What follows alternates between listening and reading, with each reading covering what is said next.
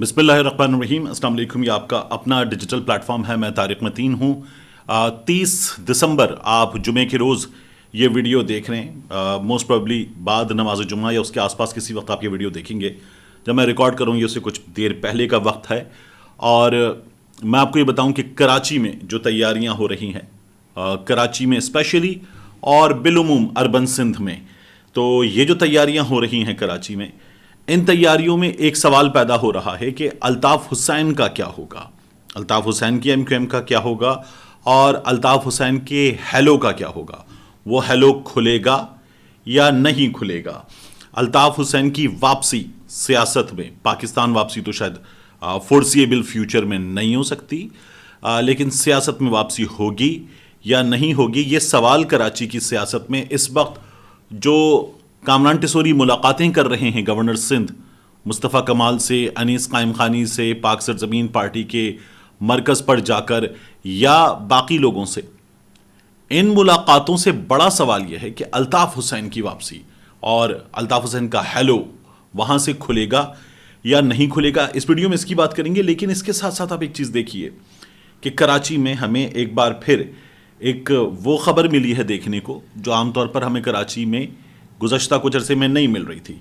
कराची के इलाके औरंगी टाउन में फायरिंग से एएनपी के, अवामी नेशनल पार्टी के जो लोकल एक लीडर हैं शेर खान, ये जाँ बहक हो गए हैं। पुलिस ने ये कहा है कि एएनपी से इनका ताल्लुक़ है, सर में गोली मारकर इनकी जान ली गई है, तफ्तीश की जा रही है और शवाहिद जमा किए जा रहे हैं। अब ऐसी खबरें कराची में हमें मिलती थी। यहाँ कराची में कटी पहाड़ी हो या लांढी कायदाबाद हो, मलीर हो या दीगर इलाके शहर के, यानी शहर में हर तरफ ऐसी खबरें मिलती थी और शहर के हालात इंतहाई बुरे थे। फिर उसके बाद कराची ऑपरेशन हुआ और कराची ऑपरेशन के नतीजे में शहर में बड़े पैमाने पर कार्रवाइयाँ की गई और फिर शहर को अमन नसीब हुआ, ये मानने की बात है। उसके बाद अल्ताफ़ हुसैन जो हैं उन्होंने तकरीर कर दी 22 अगस्त की। मुस्तफ़ा कमाल की वापसी हुई और मुस्तफ़ा कमाल की वापसी हुई अल्ताफ़ हुसैन की बैशिंग के साथ। और फिर कराची की सियासत में हमें नज़र आई एमक्यूएम पाकिस्तान और उसने अल्ताफ़ हुसैन को आग कर दिया। ये आमतौर पर होता नहीं है। आमतौर पर जो बड़ा होता है वो बच्चों को आग करता है, लेकिन यहाँ बच्चों ने बड़े को आग कर दिया और उसके बाद इन लोगों ने कराची संभालने की कोशिश की। लेकिन नतीजा क्या हुआ? ये लोग कराची संभाल सके नहीं, ये लोग आपस में एक दूसरे को नहीं संभाल सके। हमें थप्पड़ पड़ने की भी बाज़गश्त सुनाई दी, हमें बाहम दस्तो गिरे बाँ होने की बाज़गश्त भी सुनाई दी। हमें नज़र आया कि फैसल सब्ज़बारी जो अपने बड़ों का बड़ा अदब करते हैं, वो फ़ारूक सत्तार से जब मिले तो वो ऐसे मिले जैसे कोई बहुत बुरी खबर के बाद दो लोग गले मिलते हैं। हमें ये तमाम चीज़ें नज़र आईं। और उसके बाद एमक्यूएम बहादुराबाद ने, खालिद मकबूल सिद्दीकी चैप्टर ने एमक्यूएम पीआईबी को आग कर दिया। इस चैप्टर में आग किए जाने के एक किरदार तनाज़े की वजह था और वो किरदार था उस मौके पर कामरान टिसोरी का। फारूक सत्तार बिल्कुल जैसे नसीरुद्दीन शाह फिल्म मासूम में एक मासूम को ले आए थे, फारूक सत्तार लेकर आ गए कामरान टिसोरी को। कामरान टिसोरी पहले भी आए थे, लेकिन एक बार फिर कामरान टिसोरी को लेकर आ गए। और गवर्नर सिंह जो हैं वो नाकाबिल कबूल थे, नाकाबिल कबूल थे एमक्यूएम पाकिस्तान के अक्सर लोगों के लिए, लेकिन फारूक सत्तार उनके लिए नसीरुद्दीन शाह थे और कामरान टिसोरी जो थे वो वही वाला जुगल हंसराज गालिबन नाम है, वो किरदार थे। और उसके बाद फिर एमक्यूएम पाकिस्तान ने बड़ी हद तक सिचुएशन को संभाल लिया। एमक्यूएम पाकिस्तान ने कराची में जो इंतखाबी सियासत है उसमें मुकाबला करने की कोशिश की, लेकिन मार खाई पाकिस्तान तहरीक इंसाफ से। उस मौके पर एमक्यूएम पाकिस्तान ने यह कहा कि ये जेन्युइन मार नहीं खाई हमने, हमें हरवाया गया है, हमारी सीटें छीन कर पाकिस्तान तहरीक इंसाफ को दे दी गई हैं, जिन्होंने दी हैं हमें उनका पता है। लेकिन उन्होंने हमें कभी नहीं बताया कि वो कौन हैं जिन्होंने सीटें छीन कर दे दी हैं।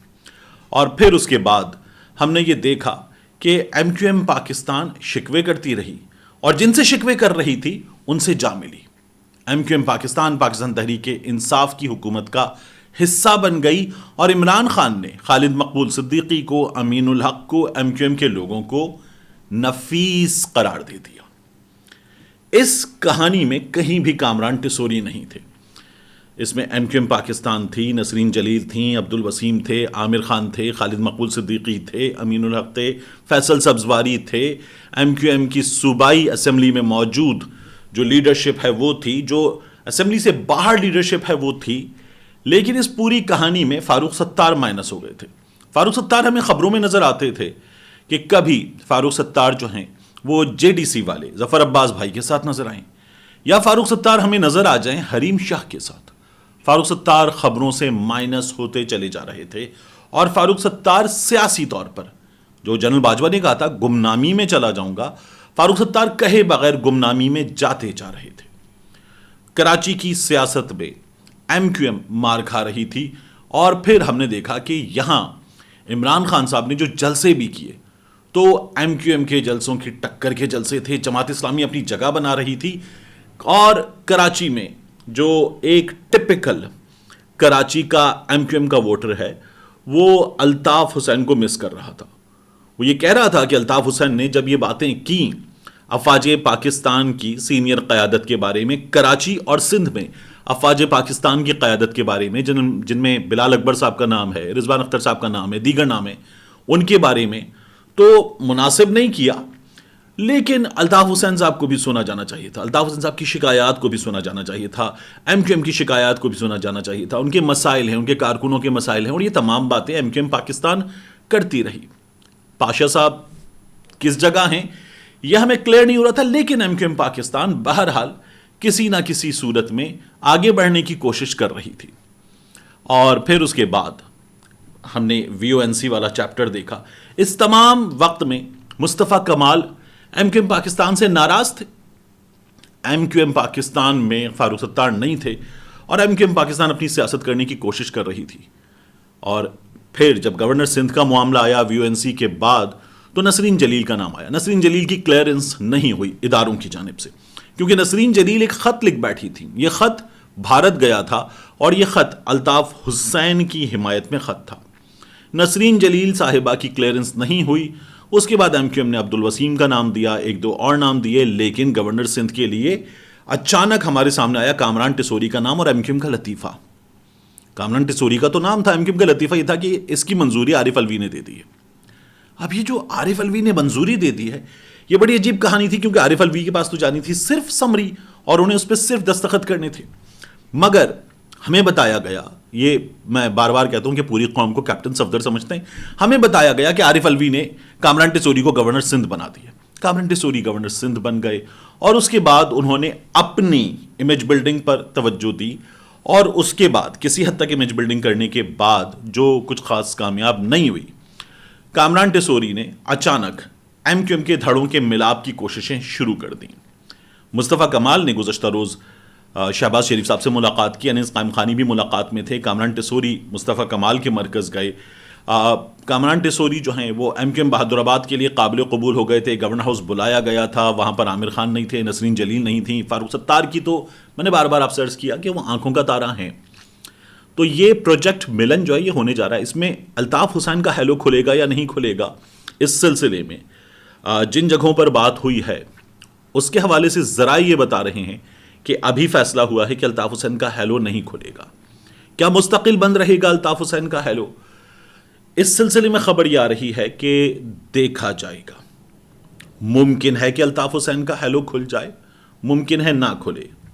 الطاف حسین صاحب نے ایک ویڈیو پوسٹ کی اور بتایا کہ انہوں نے نئے آرمی چیف صاحب کو ایک لیٹر لکھا ہے، لیکن الطاف حسین صاحب کا ہیلو اس وقت نہیں کھل سکتا۔ کراچی کی سیاست میں اب پاکستان تحریک انصاف ایک جانب ہے، ایم کیو ایم کے متحدہ دھڑے ایک جانب ہیں، ایم کیو ایم حقیقی ایک جانب ہے جس کی کوئی خاص انتخابی حیثیت نہیں ہے، اور پاکستان پیپلز پارٹی کراچی میں حلقہ بندیوں کے ذریعے کئی جگہوں پر، بلکہ کہیں نہیں کچھ جگہوں پر مضبوط ہے، ملیر ہے، وہاں گوٹ وغیرہ ہیں، پاکستان پیپلز پارٹی نے وہاں اپنی جگہ بنائی ہے، کیماڑی ہے وہاں پاکستان پیپلز پارٹی نے اپنی جگہ بنائی ہے، لیاری میں پاکستان پیپلز پارٹی واپس جگہ بنا سکتی ہے۔ تو کچھ جگہوں پر پاکستان پیپلز پارٹی ہو سکتی ہے، تو ہم پاکستان پیپلز پارٹی کی 2 سیٹیں یا ممکن ہے کہ کراچی سے 3 سیٹیں قومی اسمبلی کی نکال لیں. اس کے بعد کیا یہ متحدہ دھڑے مقابلہ کر پائیں گے؟ پاکستان تحریک انصاف کا کراچی کی سیاست میں بہت مشکل ہے، بہت مشکل ہے، کیونکہ یہ تیاری کر کے اور کوشش کر کے دیکھ چکے ہیں. ان کا جو ووٹ ہے وہ آپ کو اندازہ ہے کہ کیا ہے، اور اگر الطاف حسین وہاں سے کہہ دیں گے بوائیکاٹ، تو الطاف حسین کراچی میں بھلے نامنظور ہوں لیکن کراچی کی ایک بہت بڑی سیاسی حقیقت ہے. الطاف حسین کا بوائیکاٹ کہنا بہت اہمیت رکھے گا. پی ٹی آئی نے جو اپنا ووٹ بینک بنایا ہے وہ ووٹ بینک الطاف حسین کے بوائیکاٹ سے مشروط نہیں ہے، تو پاکستان تحریک انصاف کراچی میں بڑی حد تک کمفرٹیبل ہے. الطاف حسین کے بارے میں فیصلہ کیا جا سکتا ہے، یہ فیصلہ اگلے 4 سے 5 ماہ میں متوقع ہے. ہیلو کھل بھی سکتا ہے حالات کو دیکھتے ہوئے. ان حالات میں سچویشن کیا ہے کہ حامد میر صاحب کے پروگرام میں بیٹھ کر خرم دستگیر صاحب نے کنفرمیشن دے دی ہے کہ ایک انٹرم سیٹ اپ جو لمبے عرصے کا ہو، جس کی میں نے خبر آپ کو تقریباً 4 مہینے پہلے دی تھی کہ یہ نواز شریف اس بات پہ تیار ہے، وہ لمبے عرصے کا انٹرم سیٹ اپ آ جائے، وہ انٹرم سیٹ اپ فیصلے کر لے، اور پھر یہ لوگ کہیں کہ اب چلو انتخابات کی طرف. ہمارا پولیٹیکل کیپٹل کسی حد تک بچ گیا ہے. لیکن عمران خان صاحب، جن کی جماعت کے اسد قیصر نے بتایا کہ ہمیں یہ آفر انفارملی کی گئی ہے، ان کی جماعت اس پر تیار نہیں ہے. اس کا نتیجہ کیا ہوگا؟ دیکھیے، اس انٹرم سیٹ اپ پر جو عمران خان کی جماعت ہے اس کو مائنس کر کے تمام سیاسی جماعتیں تیار ہیں. اس انٹرم سیٹ اپ کی پی ڈی ایم میں پی ایم ایل این نے مخالفت نہیں کی ہے، پیپلز پارٹی نے مخالفت نہیں کی ہے، فضل الرحمان نے مخالفت نہیں کی ہے، اے این پی نے مخالفت نہیں کی ہے، باقی جو چھوٹے جماعتوں کے حصے ہیں ان کی کوئی خاص حیثیت نہیں ہے، انہوں نے مخالفت نہیں کی ہے. ادارے اس پر تیار ہیں. اس پر پاکستان تحریک انصاف نے فی الحال کر دیا ہے نہ. پاکستان تحریک انصاف اس پر تیار ہو سکتی ہے یا نہیں، کنسیڈریشن کیا ہوگی، یہ دیکھتے ہوئے کہا جا سکتا ہے کہ پاکستان تحریک انصاف تیار ہو یا نہ ہو. عمران خان صاحب ابھی تو انکار کر چکے ہیں. عمران خان صاحب، ان کی جماعت احتجاج کے اگلے فیز میں آئی ہے. آج ملک کے مختلف شہروں میں مہنگائی کے خلاف احتجاج کیا جائے گا. وہ مہنگائی جس پر ہمارے میڈیا نے اپنی آنکھوں پر کالی پٹی باندھی ہے، اور اب کالی پٹی باندھنے کے بعد تیر کمان لے کر میڈیا ادھر ادھر اندھیرے میں تیر مار رہا ہے. اور یہ تیر جو ہے وہ ادھر لوگوں کو تو لگ رہے ہیں، لوگ تو زخمی ہو رہے ہیں، لیکن کچھ اور ان تیروں کے ساتھ ہو نہیں رہا. یہ جو کراچی میں ملن ہوا ہے اور جو ابھی ہونا ہے مزید، یہ آرگینک ہے یا نہیں ہے؟ تو اس حوالے سے جو کراچی کی سیاست کو جاننے والے ہیں وہ کہتے ہیں یہ آرگینک نہیں ہے. یہ لوگ پہلے بھی مل سکتے تھے، نہیں ملے. اب یہ لوگ جو ملوائے گئے ہیں تو یہ ملوائے گئے ہیں. یہ سلسلہ آگے بڑھے گا، حقیقی اس میں آ سکتی ہے یا نہیں، اب تک کی اطلاعات کے مطابق اس بات کا چانس نہیں ہے کہ حقیقی اس کا حصہ بنے. پھر کراچی میں پاکستان تحریک انصاف انتخابات میں کیا کر پائے گی؟ میں نے آپ کے سامنے عرض کر دیا کہ بہت کم چانس ہے اس بات کا کہ یہ لوگ جو ہیں وہ کچھ کر پائیں پاکستان تحریک انصاف کے مقابلے میں، اس لیے کہ یہ تمام لوگ، یہ 0.5 ہیں، 0.8 ہیں، یا ان میں سے کوئی ایک آدھ 1 ہو سکتا ہے، لیکن یہ 0 کے قریب قریب لوگ ہیں. جب تک ان کے ساتھ 9 نمبر نہیں لگے گا تب تک ان کی کوئی حیثیت نہیں بنے گی. سب سے بڑا نمبر ہے 9، وہ نہیں لگے گا تو 0 کی حیثیت نہیں بنے گی. 9 لگے گا تو 90 ہو جائے گا، پھر ان کی حیثیت بنے گی. کراچی کی سیاست کو جاننے والے یہ بات دعوے سے کرتے ہیں. اس کے بعد کیا بنتا ہے؟ پھر کراچی میں پی ٹی آئی کا مقابلہ اس ایم کیو ایم سے جس میں ہیلو کھلنے کے بعد والی طاقت ہوگا تو وہ ایک ڈیفرنٹ پکچر ہوگی.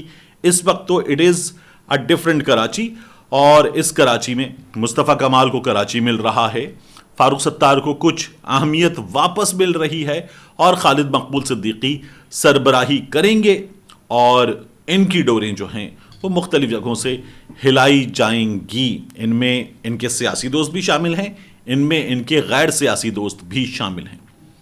ملتے ہیں انشاءاللہ آپ سے اگلی ویڈیو.